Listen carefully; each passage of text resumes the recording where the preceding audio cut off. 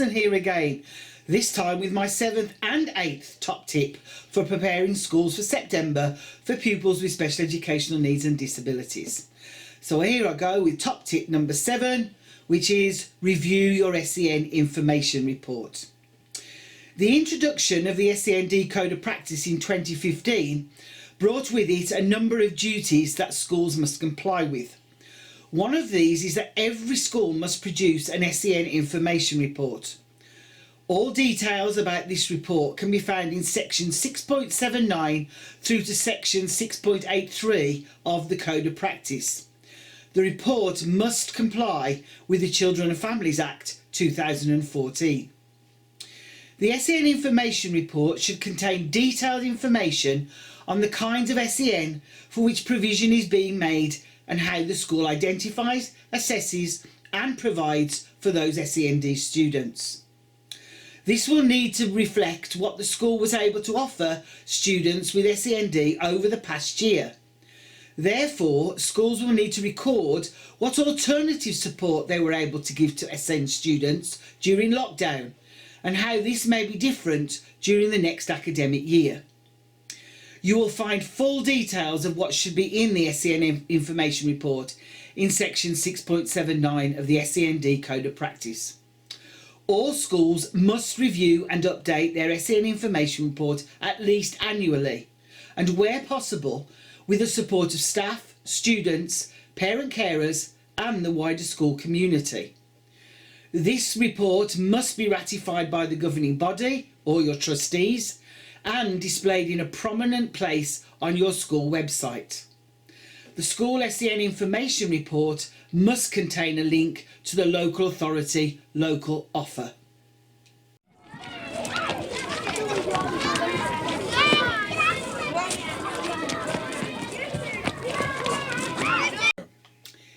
So here we go with top tip number 8. How will you support the school refusers? In September, many students will have been out of school for nearly 6 months. Some may find it very difficult to re-engage and actually come back into school. There will be many reasons for this, including they do not want to leave their families and parents, or maybe their parents do not want them to come into school due to safety issues. They may have found remote learning much better than being in school. They don't know if their friends are still their friends. Or they may be concerned about how much schooling they've actually missed and worried that they won't actually be able to catch up.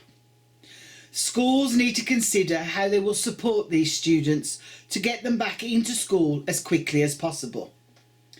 This may require schools to think innovatively and differently about how students access learning. If they have really thrived with online learning, can this continue either at home or in school but outside their regular classroom? For others, schools may have to think about a short phase return to enable the students to get to know the new rules and routines. Some students may feel they have not had closure from their previous teacher, classroom or school, and they may need some transition activities to support them with this. Schools also need to reassure parent carers that they are doing everything they can to keep their child safe.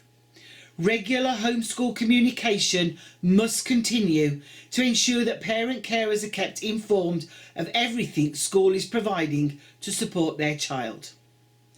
I am Lorraine Peterson. You can find more about me at lpec.org.uk. You'll find a link below. Top tip number 9 and 10 will follow shortly. If you have enjoyed this video, please hit the subscribe button followed by the bell, and then you will receive notifications of when the next video is available.